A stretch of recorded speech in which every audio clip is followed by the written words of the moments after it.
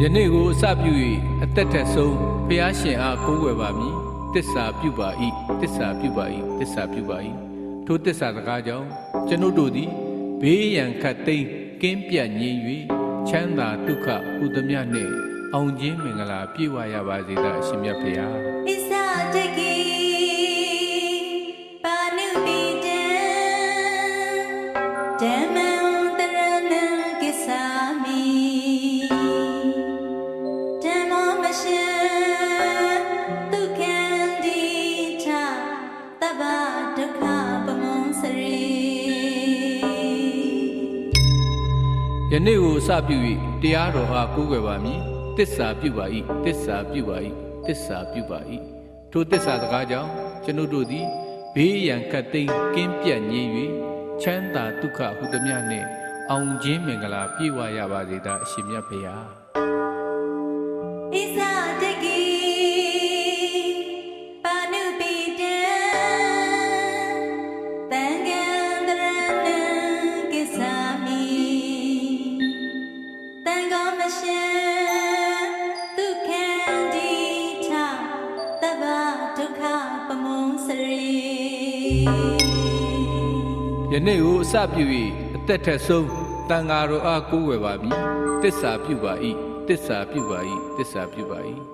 မဂရန်၄ယောက်ပလထန်၄ယောက်၈ယောက်သောပရမတ္ထတန်ဃာတော်လက်ဝဲတော်ယံလက်ရတော်ယံအက္ခတာဝကမဟာတာဝကပဂတိတာဝကအစဖြာ၍ထွက်ရလန်းသောရောက်တော်မူကြကုန်သောမဟိတိရှင်တိဋ္ဌိရှင်တန်ဃာပေါင်းကိုကိုးကွယ်ပါမည်ထိုတစ္ဆာစကားကြောင့်ကျွန်ုပ်တို့သည်ဘေးရန်ခတ်သိမ်းကင်းပြတ်ငြိမ်၍ချမ်းသာဒုက္ခဟူသည်များနှင့်အောင်ခြင်းမင်္ဂလာပြည့်ဝရပါစေသာအရှင်မြတ်ဖျား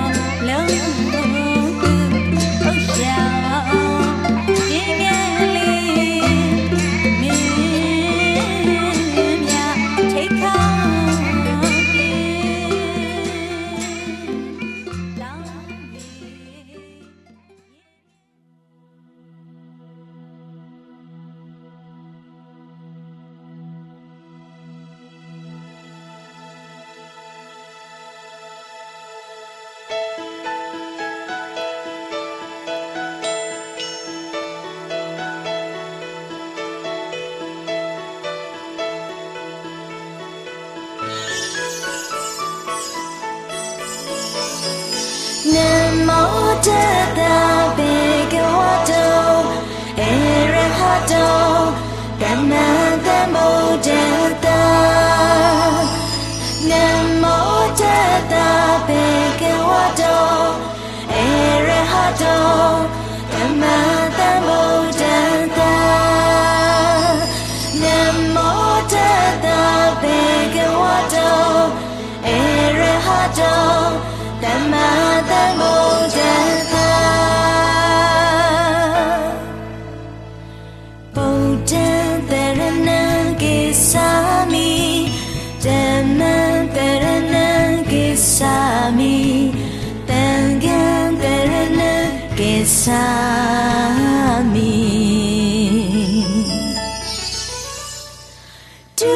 Tutiyambi Buddha Dharanam Gissami Tutiyambi Dhammam Dharanam Gissami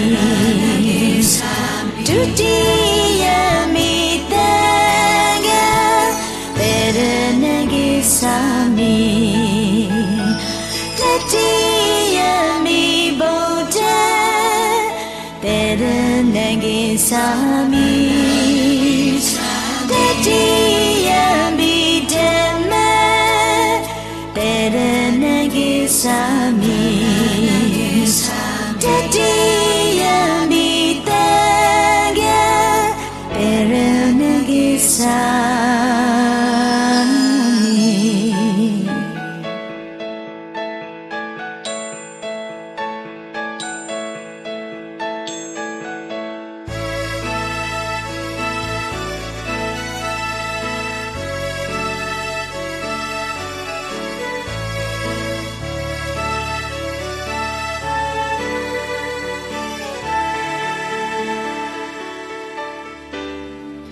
Namo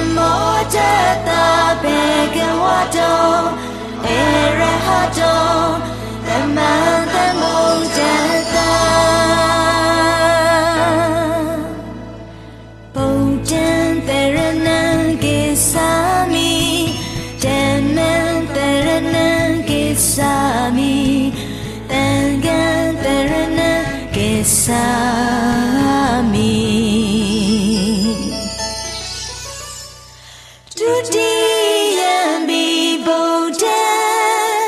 Terenage Sami Dutiyambi Tenle Terenage Sami Dutiyambi Tenga Terenage Sami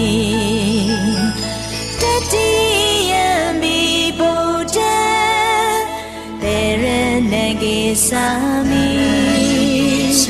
Tatiyami Dhamma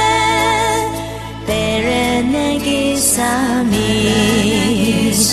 Tatiyami Tanga Terenage Sami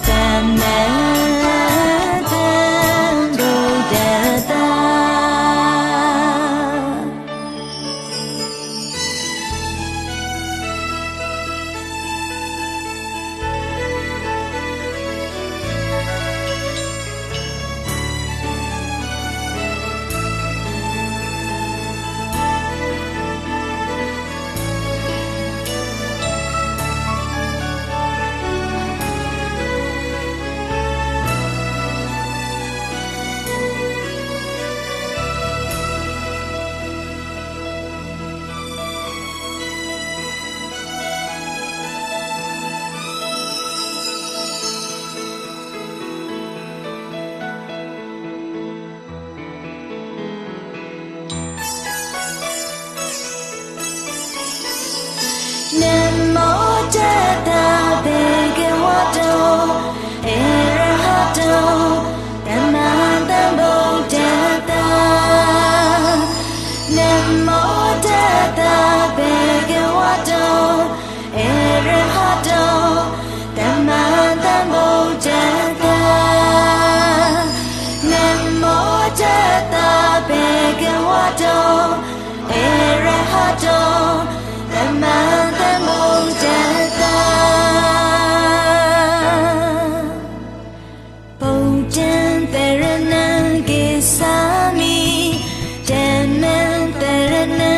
Sami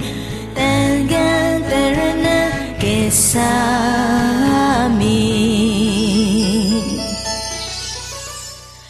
Dutiyambi Bodha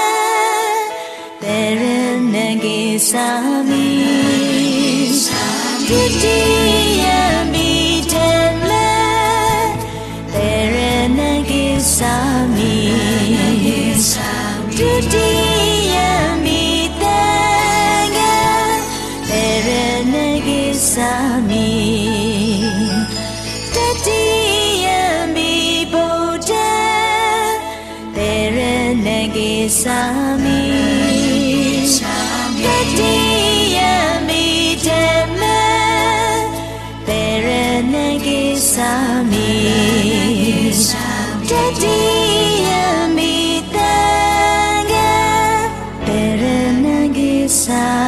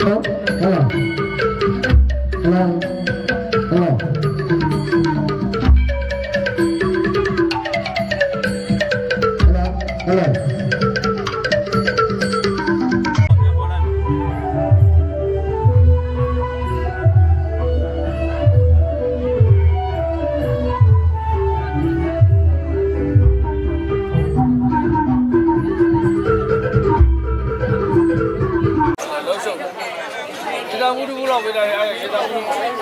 တန်မှုတွေခေါ်ကြတယ်မှာကိုရေတန်မှုတွေ ရေတမှုတစ်ခုပေးလိုက်ရေတမှုနဲ့ရေဖန်ခွန်းနဲ့ အ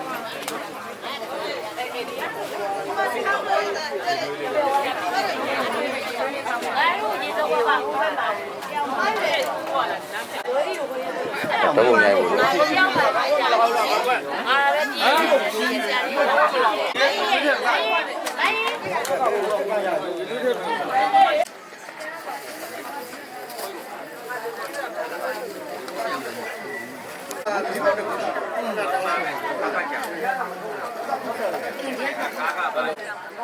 ကြားခင်ကြော်ရောတွင်းမှာပြင်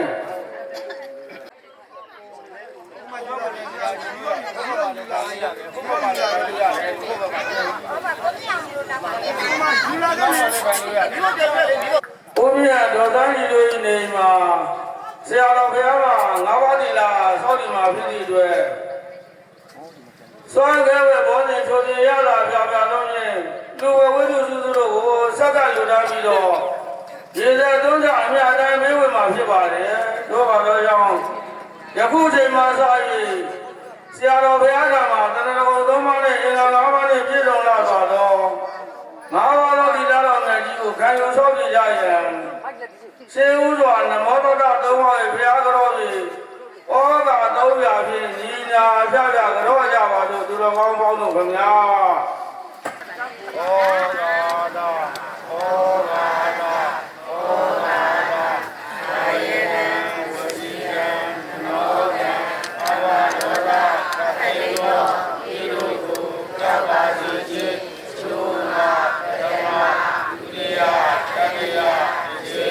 နေသုံးရင်းနာတရားယေနာတရားယေနာသံဃာယေနာယေနာသုံးပါးတို့ကိုယူတိတိနဲ့အစုံမူ၏ရှိကိုဘုရားဒီနောင်သောတော်ပါရှိမြတ်ကတောမှာယတိစေပါယန္တုလောကပါဝိပရိယနိဝါယတနာယနာမလုံးမှာအာဂတိပြုနေ၏မတရားဘုရားဣဒံသံဃာတရားတော်ရောက်ပါရှိရာယနေ့ယခုမိမိတို့၏ဘာဟုကြောင့်သစ္စိတ်မင်္ဂလာဓမ္မရေးရာဆရာတော်ဘုဥပနမရကပံပြန်လေ၍သိက္ခာပင်ဉာဏ်သိက္ခာထခြင်းမင်္ဂလာ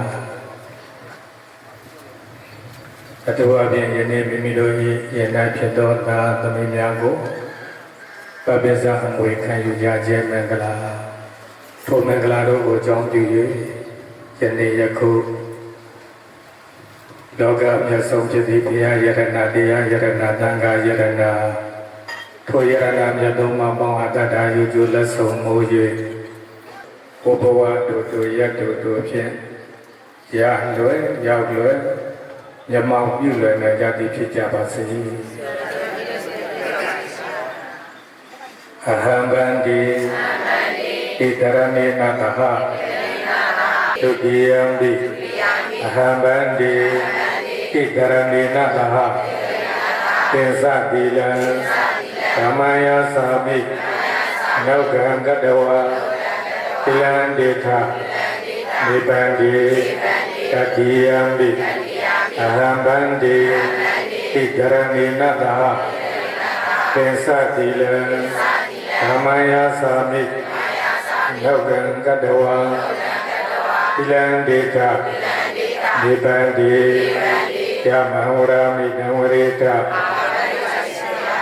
นะโมตัสสะภะคะวะโตอะระหะโตสัมมาสัมพุทธัสสะ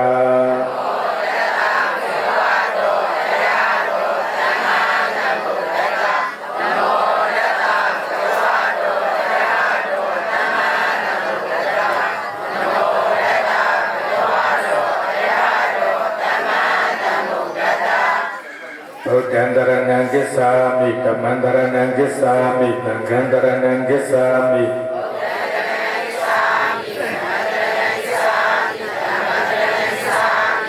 ทุติยมปิพุทธังตรณังคิสสามิทุติยมปิธัมมังตรณังคิสสามิทุติยมปิสังฆังตรณังคิสสามิ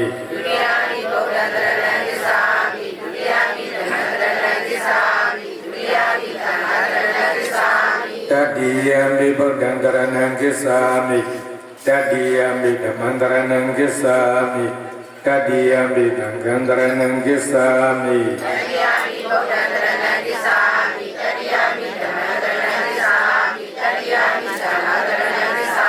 ยะเพยะกุเลစိတ်ဝဲဆွဲအမြဲစိတ်ကမြည်ယတ္တရားကိုလည်းစိတ်ဝဲဆွဲအမြဲစိတ်ကမြည်ယတ္တံကလည်းစိတ်ဝဲဆွဲအမြဲစိတ်ကမြည်တရဏတိလမဟာပရိဘုံနံဘာနာတိပါဒာဝိရမဏိဒိဋ္ဌာပဒံသမာဓိယာမိသူအတ္တလည်းမတ္တပဲအမြဲရှောင်ခြင်းမည်အာဒေနာဒါနဝိရမဏိဒိဋ္ဌာပဒံသမာဓိယာမိသူဥစ္စာလည်းမကိုးပဲအမြဲရှောင်ခြင်းမည်ကမ္မေတုမိစ္ဆာစာရဝိရမဏိဒိဋ္ဌာပဒံသမာဓိယာမိသူအိယာလည်းမမပဲ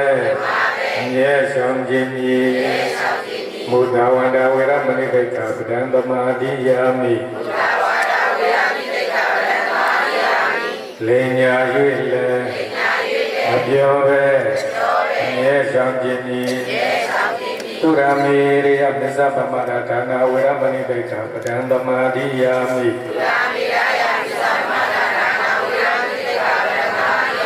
တေအရက်လည်းမတောင်ပဲအမြဲရှောင်ခြင်းမည်နိဗ္ဗာနတ္တသစ္စယောဟောတုဣတရဏေနတဟပစ္စံဃတိလံဓမ္မန္တဒုက္ခံကတဝါအပမတိနသံပါတိတာ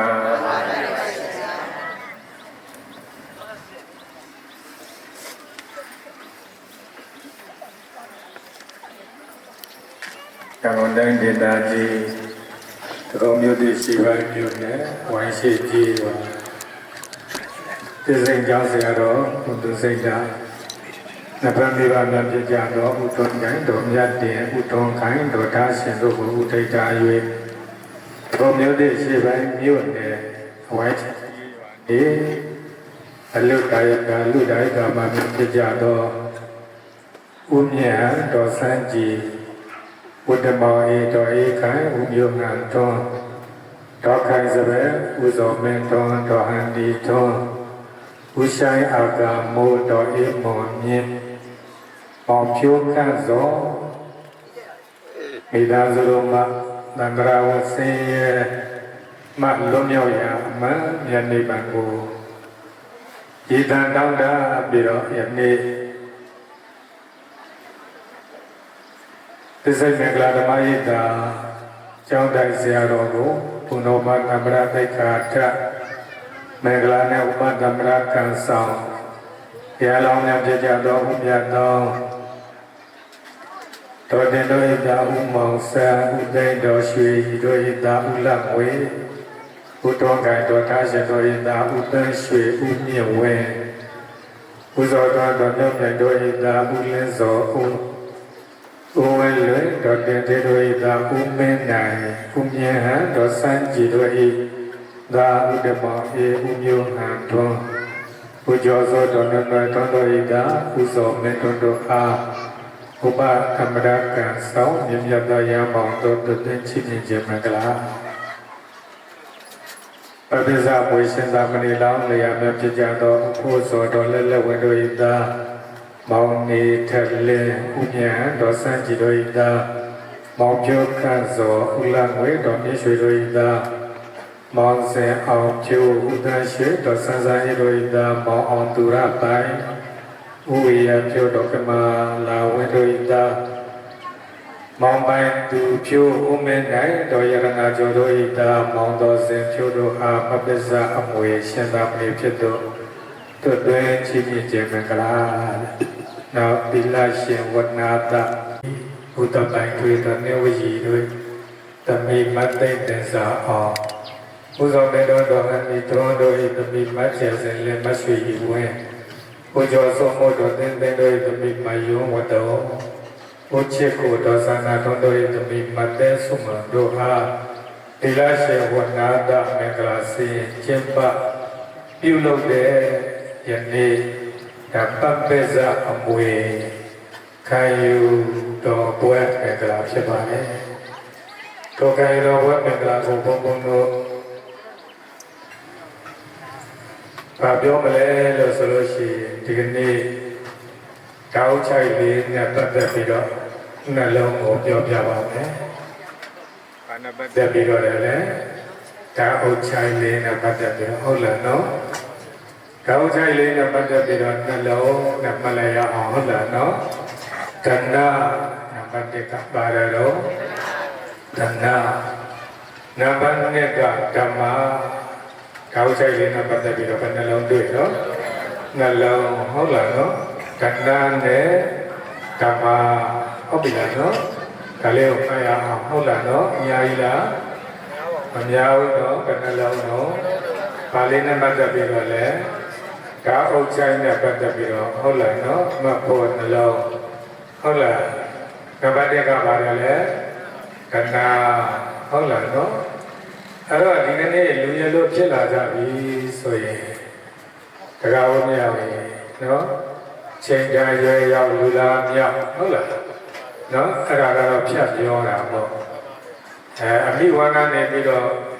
ဝါဒဆယ်လာတဲ့အချိန်ကဒါကျတော့ဘဝလည်းနှလုံးပခုံးလည်းတဲ့လူဖြစ်ကားစားအချိန်ကစပြီးတော့၄နဲ့၅နဲ့ဟုတ်လားနော်ပထမရဒုတိယရတတိယရသရုဒ္ဓရစတဲ့တပညာတွေသင်တာဒါတွေကတော့လွတ်ခဲ့လိုက်ပေါ့ဟုတ်လားနော်အဲ့ဒီအနေလွန်လာတဲ့အခါကျတော့16 19 18 19 20 21အိမ်တော်လေးပြုအိမ်တော်လေးကြဘဝတည်တည်ထူထောင်ဒီလိုမလားနော်အဲဒီလိုဘဝတည်တည်ထူထောင်ပြီးတော့မိသားစုတစ်ခုဖြစ်လာပြီဆိုလို့ရှိရင်ကျွတ်တော့တဏှာနဲ့ပြည့်စုံအောင်မနေကြရဘူးလားနေကြရတာနေကြရတယ်တဏှာနဲ့ပြည့်စုံတဏှာဆိုတာဥစ္စာဝေကြီးဟုတ်လားနော်ချမ်းသာအောင်လူတွေဟာအဲ့တော့တဏှာဥစ္စာရှာဖွေကြရတဲ့ဆိုတဲ့အဲမှာကျတော့အမျိုးမျိုးပေါ့ပုံစံမျိုးမျိုးပေါ့ဟုတ်လားနော်တဏှာနဲ့ပြည့်စုံဖို့မရှာရဘူးလားရှာရလားရှာရတဲ့လောကအမြင်အသိတွေနဲ့ပြောမှဆိုရင်ကျတော့ဟုတ်လားနော်ကျူပန်းလေးတွေချိုးပြီးတော့လည်းတစ်စီးလောက်ပြီးတော့မအောင်ကြကြဘူးလားလေယာကိုင်းကျွန်းနေလောက်ကန်ပြီးတော့လည်းပဲတဏှာဥစ္စာတွေပြည့်စုံဖို့ရအတွက်ရှာဖွေရဘူးလားရှာဖွေရတယ်နော်ဟောနောက်ငါးဖားရှာပြီးတော့လည်းပဲတဏှာအတွက်ရှာဖွေကြရတယ်ဟုတ်ပြီလားနော်ဟောအဲ့ဒီတည်းမှာဆက်ယုံနေဆင်းပြီးတော့လည်းပဲတဏှာဥစ္စာပြည့်စုံဖို့မရှာဖွေရဘူးလားရှာဖွေရတာရှာဖွေရတယ်ဟောတချို့လည်းပဲကြည်ရီဆွဲပြီးတော့လည်းပဲတဏှာဥစ္စာပြည့်စုံဖို့ရှာဖွေကြရတယ်နော်အားတချို့ကလည်းပဲကျောင်းဆရာမတွေတချို့လည်းဝန်ထမ်းတွေဟုတ်လားနော်ဒါမျိုးတွေပြုလုပ်ပြီးတော့လည်းပဲတဏှာအတွက်ဒါရှာဖွေပြီးမှနေကြရတယ်တဲ့ဟုတ်လားနော် အဲ့တော့ပုံစံမျိုးမျိုးနဲ့လူ့ဘဝရလာတဲ့အခါမှာကံလှုပ်ရှားကြိုးစားကြရတယ်ဟုတ်လားနော်အဲ့ဒီလိုကြိုးစားပြီးတော့လာလို့ပြည့်စုံပြီးတော့ဒီကနေ့ဒါမိမိတို့မလုပ်ကြလဲတိတ်ခါတချင်းပဲကလာရီပြုကြတယ်နော်သူတစ်ပါးရင်နဲ့ဖြစ်တော့တာကိုယ်ရင်နဲ့ဖြစ်တော့တာတွေကိုပပိစအမွေဟုတ်လားနော်ဘုရားဘာသာကောင်းတွေပြီးခံကြတယ်တဏှာဥစ္စာမပြည့်စုံလို့ဟုတ်လားနော်တဏှာဥစ္စာမပြည့်စုံရင်ဒီလိုလုပ်နိုင်ပါမလားမလုပ်နိုင်တာဟိုတောင်းချိုက်လိုက်အဲ့လိုပြည့်စုံအောင်ရှာပြီးသွားပြီဆိုရင်သူတော်ကောင်းတွေ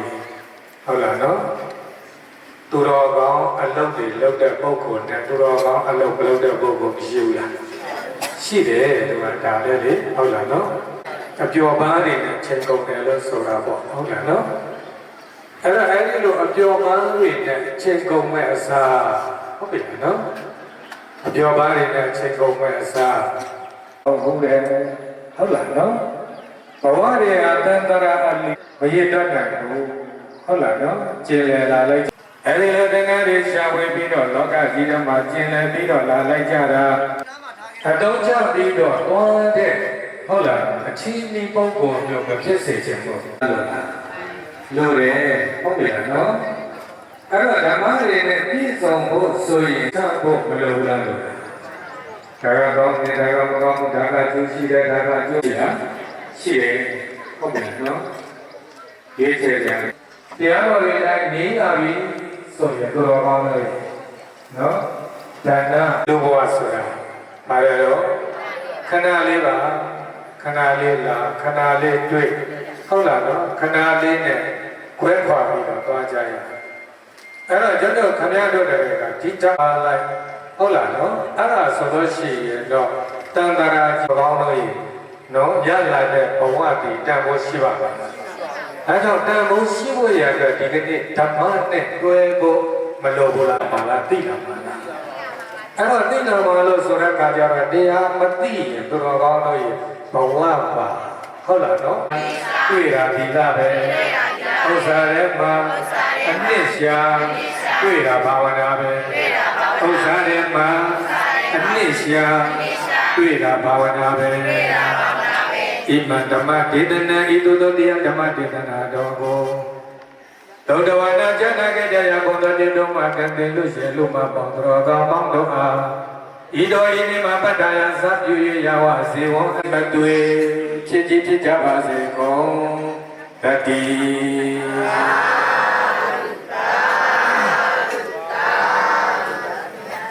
ကောဇာကုမရောဇာအပကေသောဇာနလောကဟုတ်ဒီ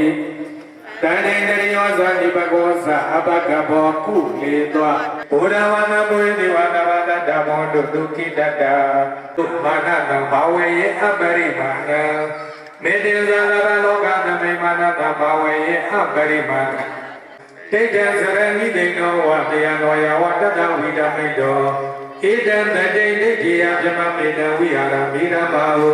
ဒိဋ္ဌိဇာနုပကမတိလဝဒတတိနာတပံနော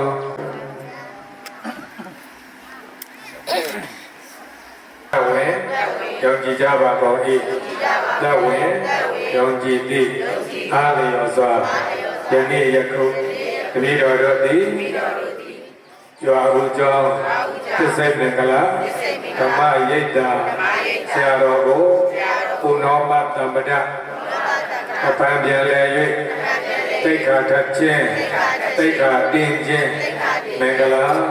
တပည့်တော်တို့ဤယေနဖြစ်တော်တာသမီးများနှင့်သူတစ်ပါးယေနဖြစ်တော်သာသမီးတို့ကိုပပိဇာအမွေခံရရဝဲဤတော်တို့သည်ယနေ့ယခုတရားမပြုသောတန်ဃာတော်ရှင်သူမြတ်ဓမ္မကာရဏဂုံသုံးပါးငါးပါးသီလခံယူစောင့်တည်ရှင်းသုံးကြပါကုန်၏အရှင်မြတ်တို့ဘုရားခံယူစောင့်တည်ရှင်းသုံးကြည်၍အနုမောဒနာတရားဒေသနာတော်နှင့်မေတ္တာသုတ်တဲ့ပေတရားတော်တို့ကိုယုံသေးစွာ နာကြကြပါကုန်၏အရှင်မြတ်တို့ဗျာနာကြပြီးတရားမုံပြုသောတန်ဃာတော်ရှင်သူမြတ်တို့ကိုဘောမြတ်လာစွာသော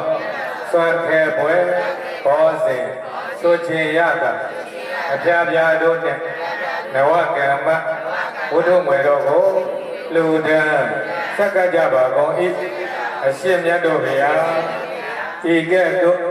လူဒန်းဆက်ကခဲ့သောမြတ်ကောင်းမှုအစုစုတို့ကြောင့်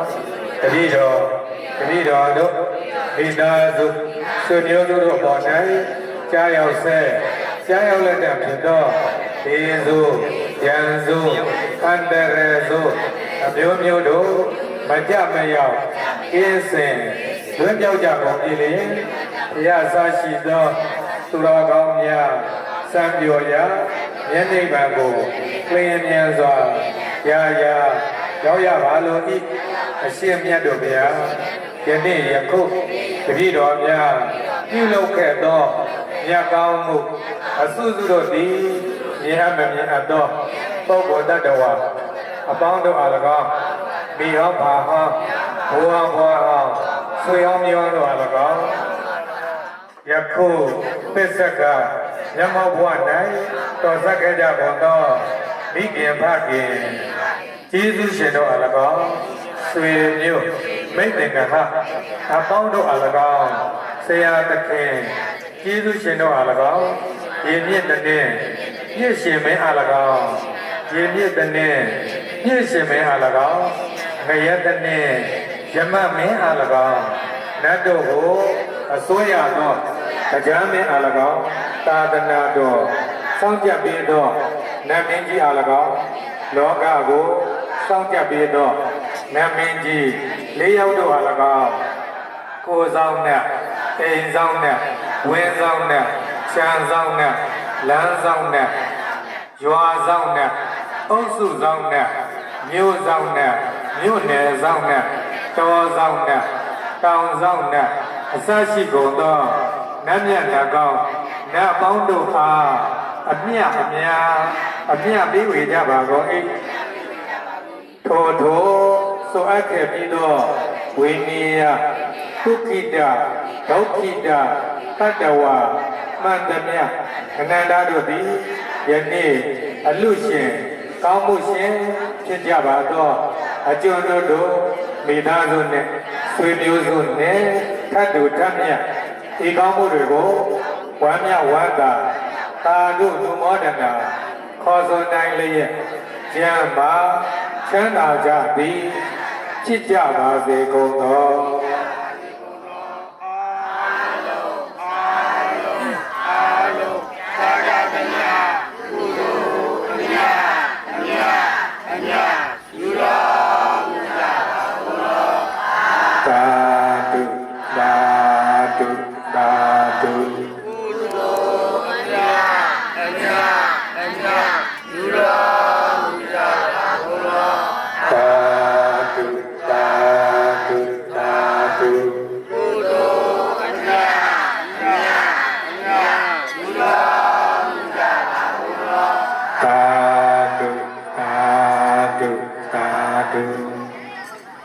မဆက်ချမ်းသာပြည့်ပြည့်ဝေးကွာကြပြီးတယ်တရားတို့တွေ့၍သာသနာတို့ပြုနိုင်ပြီးမျိုးကောင်းသားမျိုးကောင်းသမီးများများဖြစ်ကြပါစေ။ကဲရှုံးမွေးမှု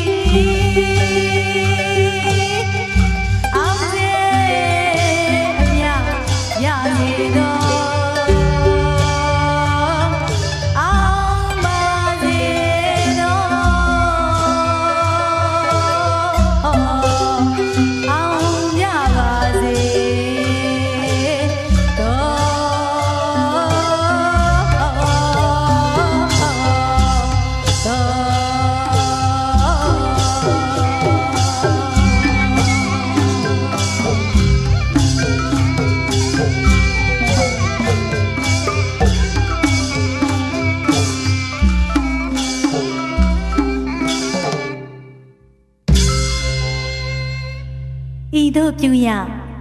မြတ်ပုံညကိုကြီးထမြင့်ကောင်မြင့်မိုးတောင်ဦးမကကျူးသားကျေးဇူးအရှင်မွေးမိခင်နှင့်ဖခင်တို့အားရညားပါစေအမျှဝေသည်